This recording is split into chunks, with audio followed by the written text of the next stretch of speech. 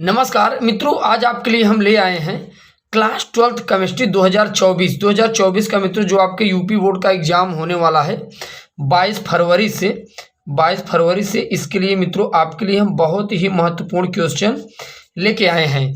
और मित्रों आपके लिए एक ऐसा वीडियो होने वाला है जिसे आप पढ़कर बोर्ड एग्जाम में आप 95% ला सकते हैं। कितना मित्रों? आपका बोर्ड एग्जाम में 95% आपका पक्का हो जाएगा। यानी कि मित्रों आपका बोर्ड एग्जाम में 95% लाने से कोई नहीं रोक सकता। और ख़ास बात यह है मित्रों, जो आपका केमिस्ट्री का जो पेपर होगा वो 7 मार्च को होने वाला है। कितना मित्रों? 7 मार्च को होने वाला है। तो आप समझ सकते हैं, तैयारी आपको अभी से शुरू कर देना है।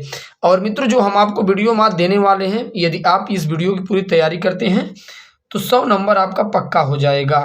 100 नंबर पक्का हो जाएगा, यानी 100 नंबर ले आने से आपको बोर्ड एग्जाम में कोई रोक नहीं सकता। और ख़ास बात यह है कि आप बोर्ड एग्जाम में सब धुआं कर देंगे। क्या कर देंगे मित्रों? सब धुआं कर देंगे। वो चाहे बोर्ड का पेपर हो, चाहे मार्क्स हो, चाहे अच्छा परसेंटेज हो, सब आप धुआं कर देंगे। और बस आपको इतना ही पढ़ना है। और अभी आपको मित्रों हम आपको बताएंगे कि आपको पढ़ना रहेगा। और बहुत इंपॉर्टेंट मित्रों आपके लिए टॉपिक होने वाला है।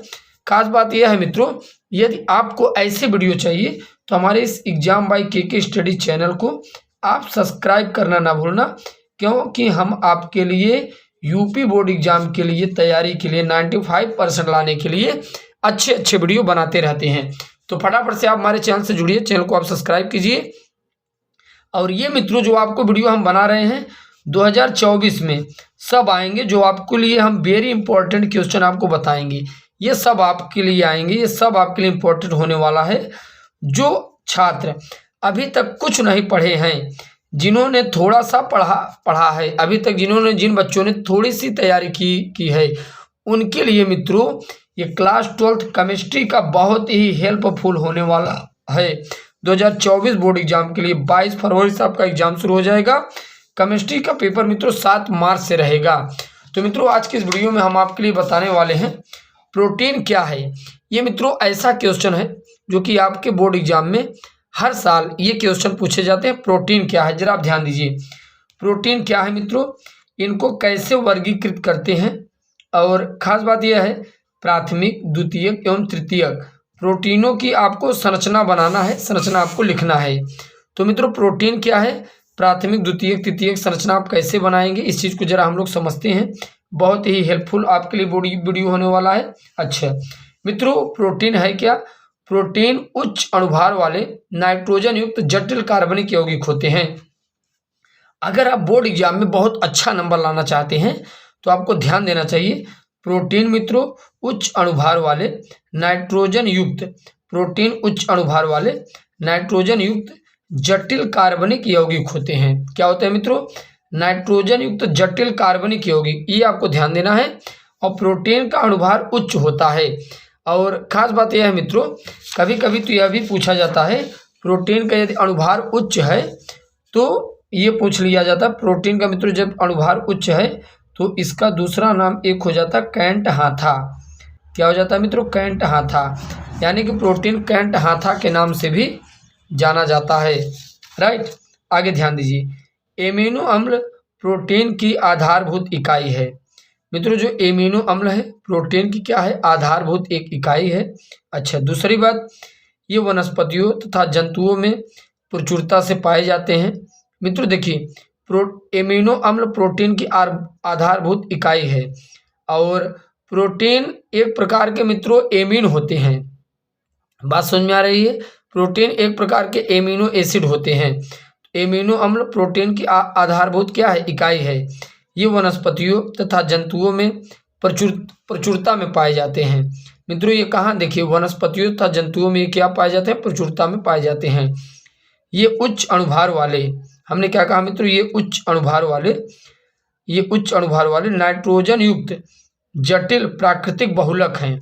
आप जरा फिर समझिए, ये उच्च अणुभार वाले जटिल प्राकृतिक बहुलक हैं। क्या है मित्रों? जटिल प्राकृतिक बहुलक है, जिनमें एकलक इकाई अल्फा एमिनो अम्ल होते हैं। क्या होता है मित्रों? जिसमें एकलक इकाई अल्फा एमिनो अम्ल हैं।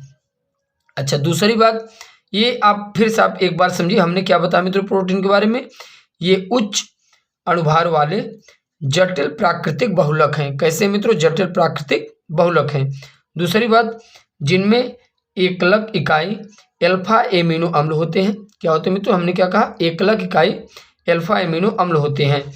विभिन्न प्रोटीनों का जल अपघटन करने पर मित्रों, अगर विभिन्न प्रोटीनों का आप जल अपघटन करेंगे तो अल्फा एमिनो का मिश्रण प्राप्त होता है। क्या प्राप्त होता है? अल्फा एमिनो का मिश्रण प्राप्त होता है। दूसरी बात, प्रोटीनों में एमिनो अम्ल पेप्टाइड बांड द्वारा जुड़े होते हैं। इन्हें पॉलीमरेज एमिनो अम्ल एमाइड भी कहते हैं। अच्छा, अब जरा आप समझिए, अगर मित्रों आपके बोर्ड एग्जाम में क्लास 12th केमिस्ट्री के, ये आप देख पा रहे हैं, क्लास 12th केमिस्ट्री के 2024 बोर्ड एग्जाम में पूछा जाता है कि भैया एमीन क्या है, एमीन का वर्गीकरण कीजिए, एमीन के स्रोत प्रोटीन क्या है, प्रोटीन का वर्गीकरण कीजिए, प्रोटीन के स्रोत क्या क्या है, तो आप क्या बताएंगे? जरा आप समझने का प्रयास कीजिए। देखिए, एक तो आपका ये टॉपिक बन जाएगा, प्रोटीन उच्च अणुभार वाले नाइट्रोजन युक्त जटिल कार्बनिक यौगिक होते हैं, राइट। दूसरी बात, एमिनो अम्ल प्रोटीन की आधारभूत इकाई है। एमिनो अम्ल मित्रों क्या है? प्रोटीन की आधारभूत क्या हो जाती है? इकाई हो जाती है। दूसरी बात देखिए, एक ये हो गया। तीसरी बात, ये वनस्पतियों तथा जंतुओं में प्रचुरता में पाए जाते हैं। वनस्पतियों तथा जंतुओं में ये प्रचुरता में पाए जाते हैं। अच्छा, दूसरी बात यहाँ ध्यान दीजिए, प्रोटीनों में एमिनो अम्ल पेप्टाइड बंधों द्वारा जुड़े होते हैं। प्रोटीनों में तो जो एमिनो अम्ल होते हैं ये पेप्टाइड बंधों द्वारा जुड़े होते हैं, अतः इन्हें पॉलीमरेज एमिनो अम्ल एमाइड भी कहते हैं। हमने क्या कहा मित्रों? अतः इन्हें पॉलीमरेज एमिनो अम्ल एमाइड भी कहा जाता है। पॉलीमरेज एमिनो अम्ल एमाइड भी इन्हें कहा जाता है। बात समझ में आ रही है? चलिए, अब मित्रों आप यहाँ पर ध्यान दीजिए, जो कि बहुत ही महत्वपूर्ण है आपके लिए। स्रोत के आधार पर इन्हें दो वर्गों में विभाजित किया जाता है। किसके आधार पर? स्रोत के आधार पर इन्हें दो वर्गों में, किसमें मित्रों? दो वर्गों में विभाजित किया जाता है स्रोत के आधार पर। देखिए, अब स्रोत के आधार पर कैसे? जैसे जंतु प्रोटीन। जंतु प्रोटीन का मतलब कौन कौन सी चीज़ें होती हैं मित्रों? जैसे दूध है, अंडा है, पनीर है, मांस है, मछली है इत्यादि। ये सब मित्रों, दूध, अंडा, पनीर, मांस, मछली, ये सब ऐसे चीज़ें हैं जो जंतु पनीर के अंतर्गत जो जंतु प्रोटीन के अंतर्गत आते हैं। बात समझ में आ रही है? आगे अगर मित्रों आप ध्यान देंगे तो बहुत ही इंपॉर्टेंट आपके लिए टॉपिक मिल जाता है। वनस्पत प्रोटीन क्या है? विभिन्न दलहन में जैसे क्या क्या होते हैं, कहाँ कहाँ पाए जाते हैं? दाल में पाए जाते हैं, राजमा में पाए जाते हैं, सोयाबीन इत्यादि में होते हैं।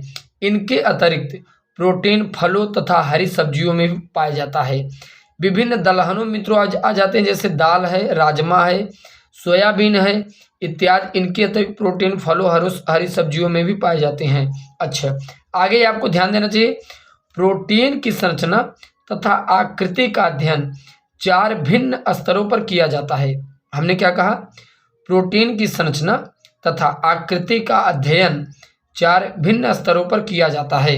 अब जरा आप इस चीज़ को समझिए, प्रोटीन का मित्रों जो संरचना है, आकृति का अध्ययन है 4 भिन्न स्तरों पे कैसे किया जाता है, ये आपको समझना चाहिए। देखिए, प्रोटीन की प्राथमिक संरचना क्या है, अब इस चीज़ को आप समझिए। अभी हमने बताया प्रोटीन की 3 प्रकार की संरचना है, प्रोटीन प्राथमिक, द्वितीयक और तृतीयक भी होती है, जिसमें अल्फा हेलिक्स और बीटा प्लेटिड शीट संरचना होती है। तो पहले प्राथमिक द्वितीयक देखते हैं, जो कि आपको बोर्ड एग्जाम में लिखना है।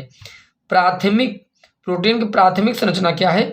किसी प्रोटीन के पॉलीपेप्टाइड में एमिनो अम्लों के जुड़ने का एक विशिष्ट क्रम प्रोटीन की प्राथमिक संरचना 1 डिग्री संरचना कहलाता है। देखिए, किसी प्रोटीन के पॉलीपेप्टाइड में मित्रों जो प्रोटीन होता है ये एमाइड बंधों द्वारा जुड़ा होता है, जिन्हें हम लोग एमाइड भी कहते हैं। तो पॉलीपेप्टाइड में एमिनो अम्लों के जुड़ने का एक विशिष्ट क्रम प्रोटीन की प्राथमिक संरचना है। अगर पॉलीपेप्टाइड एमिनो संरचना जुड़ा है तो ये प्राथमिक प्रोटीन की संरचना है। नेक्स्ट, प्रोटीन की द्वितीयक संरचना क्या है? किसी प्रोटीन की द्वितीयक 2 डिग्री संरचना का संबंध ठोस आकृति से है। कैसे मित्रों? ठोस आकृति से है, जिसमें पॉलीपेप्टाइड श्रृंखला पाई जाती है। ये संरचना 2 प्रकार की होती है, अल्फा हेलिक्स तथा बीटा प्लेटेड शीट संरचनाएं, राइट। बाकी नेक्स्ट वीडियो लेक्चर के साथ मुलाकात करने का प्रयास करते हैं। जय हिंद, जय भारत।